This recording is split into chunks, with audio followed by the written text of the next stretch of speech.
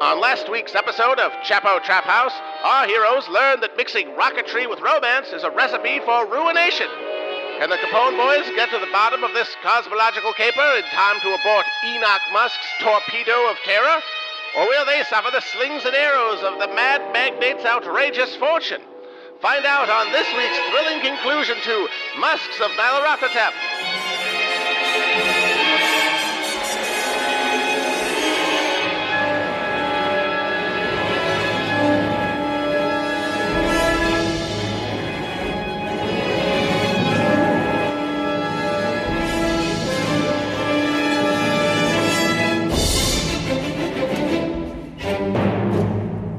What follows is canon. Professor Hackenbush, you wake up and you're back in the penthouse suites at Tachyon Labs. Oh, thank God for that. You're in Slimes' room. Even better. You see Chadwick and Slimes. They're in bed and they're making love, but their bodies are obscured. I'd like to get a better look at this for research purposes. Frantically, you run around the bed trying to get a better view, but the result is the same. No matter where you stand, you can't see anything but their heads. This reminds me of growing up. Chadwick sees you, and a pang of fear shoots through your heart. He says, "Oh, hey, Mac, your sister say anything about me?" Nah, I'm just playing. I don't give a shit about her anymore. The pussy was trash. Yo, why do you care so much about Enoch's rocket? You want to huff his rocket, bro? That's pretty dandy, ain't it? Slimes laughs at you and you're rapidly losing sanity and the will to live. What do you do? Maybe I'll try to explain to them that we were waylaid on the road back to the hotel. It sounds like you palookas should just give up. Also, why you keep trying to explain things? You know shit? Do you learn? That's pretty dandy. Learning is dandy, bro. Well, I assure you, sir, I'm not a catamite, but you know, if I were, I wouldn't be interested in you or your the woman. Obviously not the woman, but not you either. He's making, that same very strange, rickety arm gesture. Chad's bicep grows larger and larger until it consumes your entire field of vision. You feel every pulse of his thick veins hard against your face, and then it all goes black again. Dr. Pennyfarthing, Yeah. You're back in the cafeteria at Tachyon Labs. Okay. Tables are full with animated scientists and engineers all chattering enthusiastically over big flagons of that white beverage, periodically making that facial expression of surprise and excitement. You're standing over a table of 3 of them, talking about your show. Oh, good heavens. Did you see that Capone Speakeasy is doing an interview with Enoch Musk? The 3 of them go, ah, and make that face. Heavens to bacon, I love him. I love him so much that I work for him and live in his house. That episode is going to be so much this. I bet William Hackenbush is going to drop some epic science bombs on us. Well, I bet Lieutenant Cumtree is going to introduce another hilarious character, like the Bulgarian mailman, or what if Woodrow Wilson were a revenant?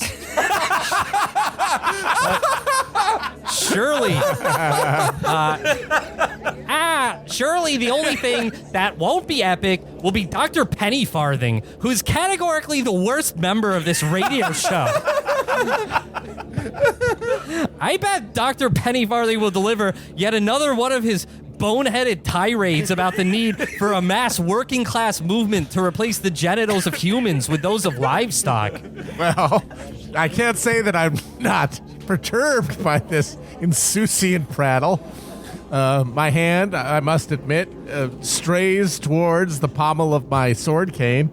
I have a strong urge to cut this ragamuffin's head clean off, but I out of decorum and a need to maintain operational security, stifle these feelings, and I guess I just sit here and listen for more actionable intelligence. The door-to-door survey we did about our show revealed that, while 67% of respondents say I'm the most aware of the Slavic problem, you're in fact the plurality of listeners' favorite host. So, don't worry about these guys. It's that knowledge that will keep me from just slicing this half-wit in twain.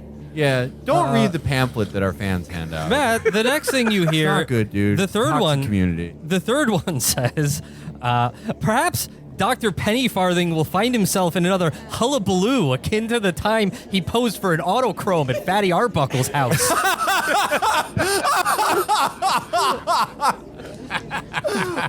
Oh my god. Oh my god.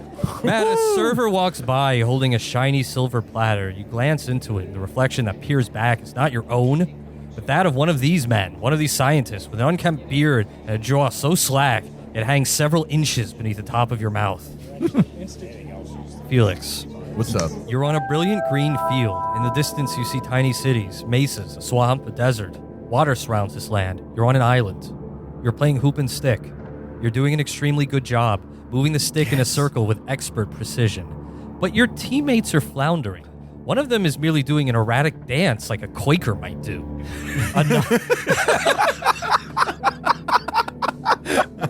Another says, I need sticks.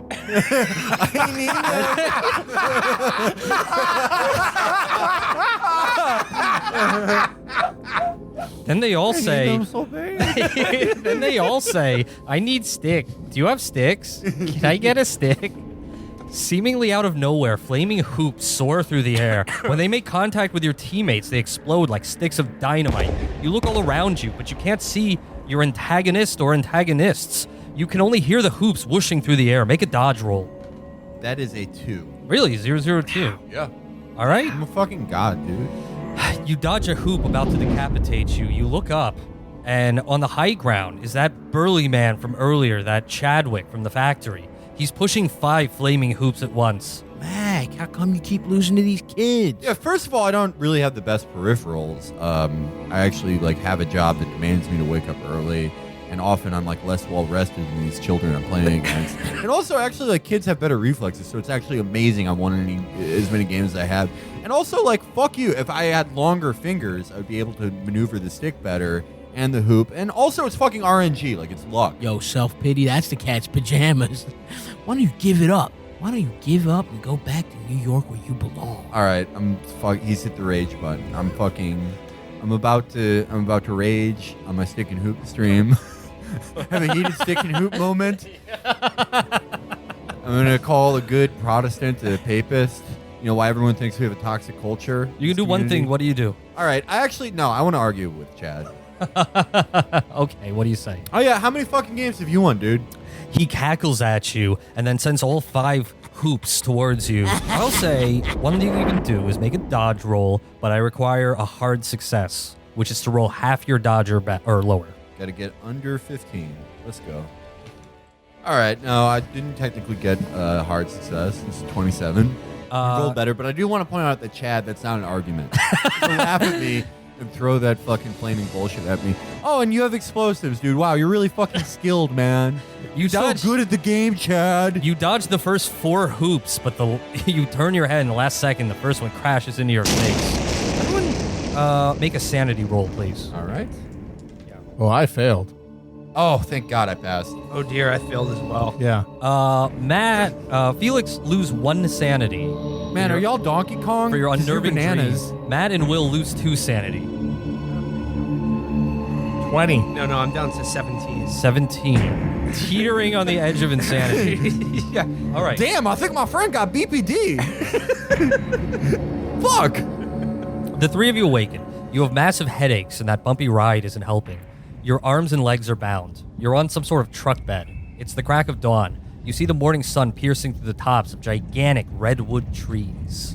Now what? We could. How about we attempt to loosen our bonds by I'm gonna position I'm just gonna sort of roll over and position my mouth near one of your sort of nether regions and try to bite through the ropes binding you together. All right. Tightly but snugly. Okay, let's go. You do that, and you hear a banging from the cab of the truck. Hey, cut that shit out.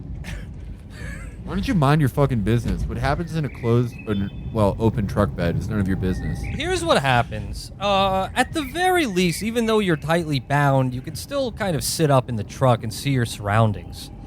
The truck passes through a wooden palisade and then slows to a crawl. These grounds are not at all like the natural surrounding vegetation. These grounds are lush and fertile. A well-manicured topiaries abound. There are gorgeous fountains, statues of nude men.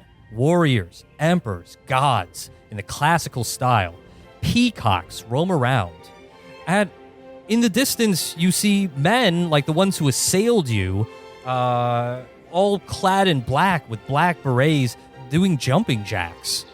On another side, you see men sitting in a circle, cross-legged, periodically crying and yelling. Damn, this is the kind of gym I wish I had. The truck crawls to a halt in front of a gorgeous wooden chalet. The men from the cab get out, and they loosen your bonds. They drag you in front of another man. You see he has a badge on his black tunic. It just says the number 2. He greets you. Number 2, dude. You're the officer of poop. I didn't say that to him, but I had that in my back pocket. You if thought things get bad, don't worry, I have that one. Officer, these I'm bound in such a way that it's cutting off circulation into my wrists, and this is not a proper shibari style bondage, which is of what I'm used to, and can basically prevent any kind of safety hazards. And, like when doing a role play scenario. Officer, I just want to say to you, I honor your service and sacrifice. I was disgusted the way that Shoeless Joe Jackson knelt when they played Captain of the World Series.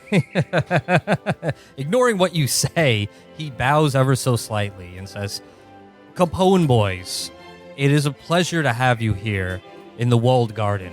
I give you my most sincere apologies for the way that we brought you here, because this location is very much so a well-guarded secret, and we don't know yet if we can trust you. Yeah, no, dude, you can trust... No, dude, I keep all the secrets. Like, my cousin told me that he has a cleft dick, and, like, I've held that as a secret until now. You're the first person that's found out about it. How about if the first step to establishing trust is respecting my safe word, Calvin Coolidge?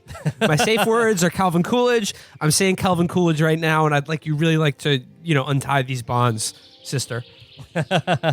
He nods, and the other men untie your bonds. Well, that's the first step on the road to trust. Now, maybe you'd like to know something about myself. Dr. William Hackenbush. We know phrenologist. We know quite a bit about you. In fact, many men come here to the walled garden with knowledge of your program. Well, cool. Seems to have gone from bad to better. How about, who are you and where are we? My name is Tu. You're in Northern California, in the walled garden, the compound of the great psychoanalyst, Jürgen Peterman. Without knowing anything about this guy, he sounds pretty cool. You all know about this guy. He's one of the most famous intellectuals of your time. He's part archaeologist, part philosopher, part psychoanalyst. In fact, a very new field, of course. He was very, very big during the first 2 decades of the century, but in the past few years, he disappeared from the public eye. Wow. Mr. Jürgen Peterson, this is... When I saw his lecture that he gave on the Edison film Train Pulls into Station and how it's undermining essential masculine values in our society, I was rapt, and it changed my life, sir. Yeah, he destroyed Steamboat Willie. He absolutely obliterated No, I mean, that film. The Betty Boops are weakening our society. Yeah, absolutely. Like, when the way she danced with those ghosts, that, was a cheery, an eerie premonition of totalitarianism. Right, and it shows that, women, they summon chaotic afterlife energy. He's right about that. Yep. I love this guy. Yep, I love this guy.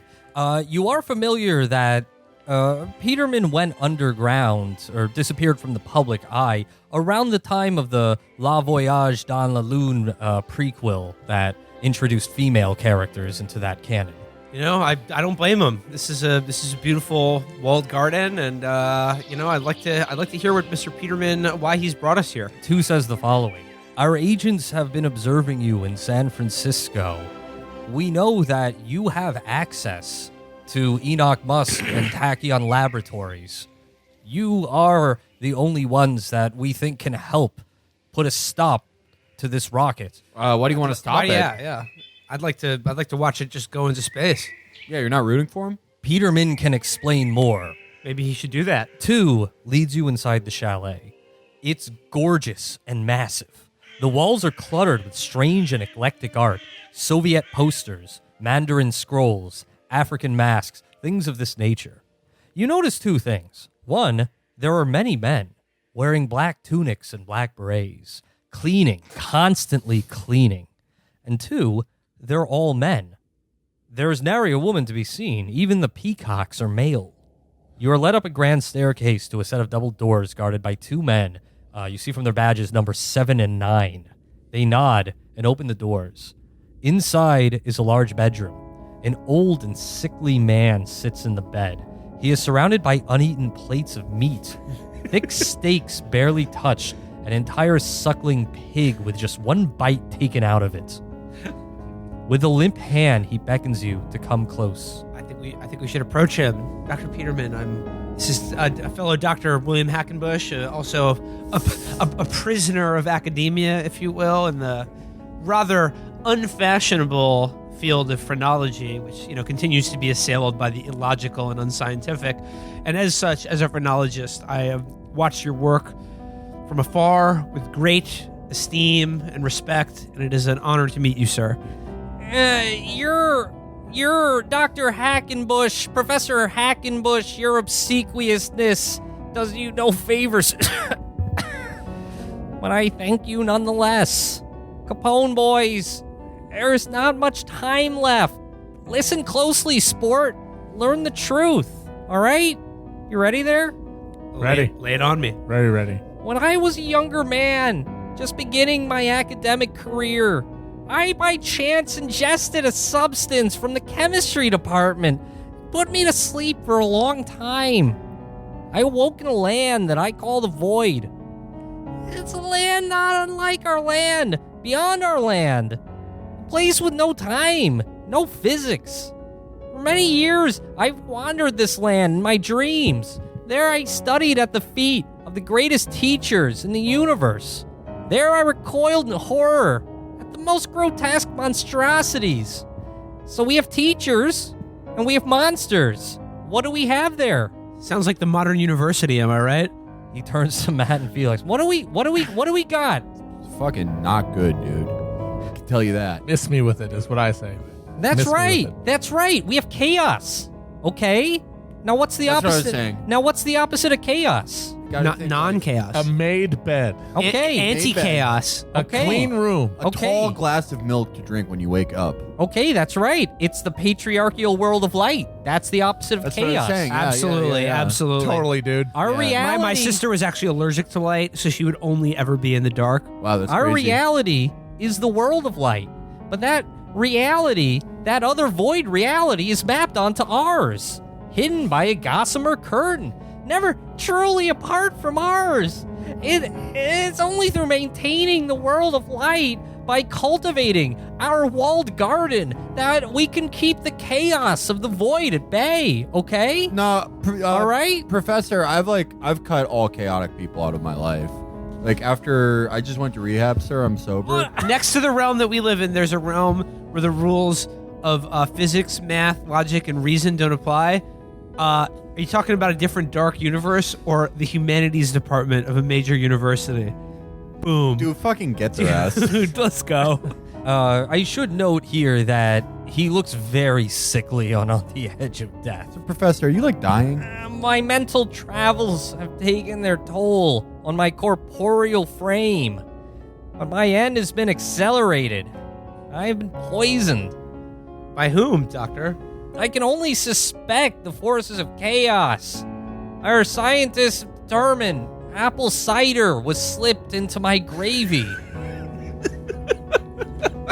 Oh, that's Not apple cider. That's known to be a madness instigator. Poison! It's poison! Like most of the food that we eat. But with the void. Now, what do you think?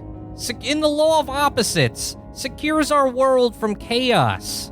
Or the chaos of the void. Explaining the void. You following this? Male energy. Energy, the phallus, and like a big steak with no salt or sauce or anything. Hierarchy, okay? Hierarchy maintains order.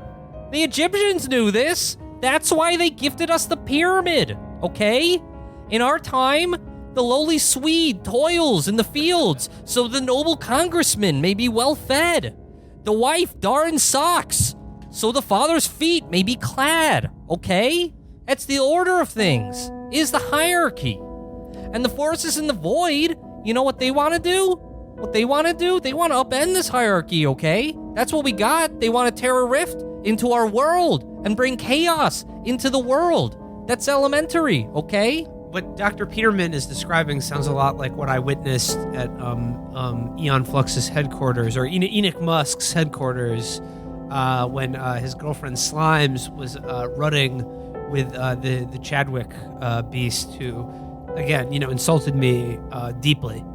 That guy's a fucking pussy. Slimes, that one, the chanteuse. Oh, you notice her garish purple hair. You see that anywhere? That's right. It's called aposematism. It's a warning signal used by animals to ward off predators, throw them off her trail. She wants you to keep away. But even in the void, there's hierarchy. Atop that hierarchy is Azoth, the Emperor of the Gods.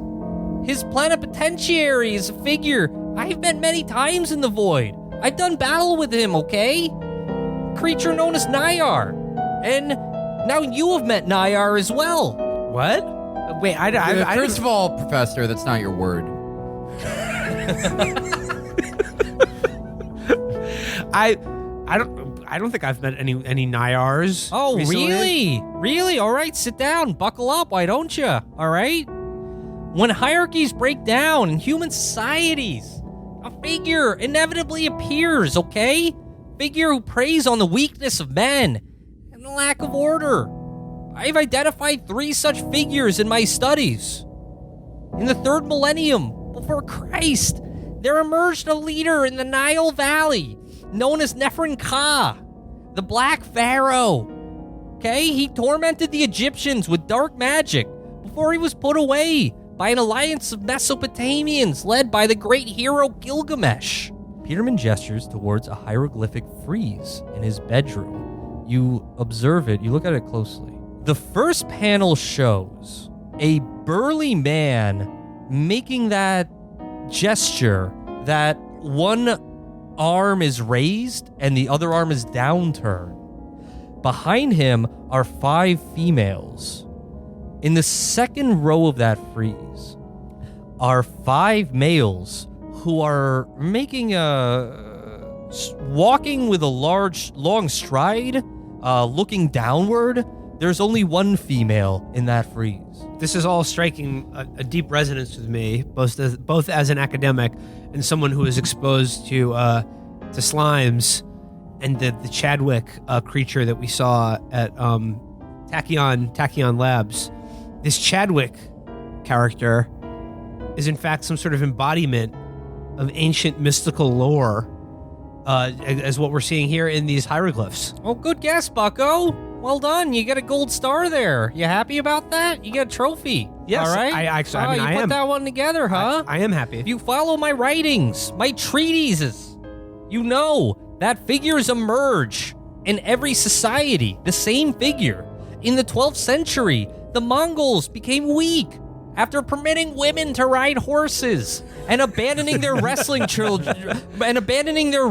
traditions for throat singing. You know this figure as Temujin. He brought terror to the entire Asian continent, stopped only by the disunity of his children.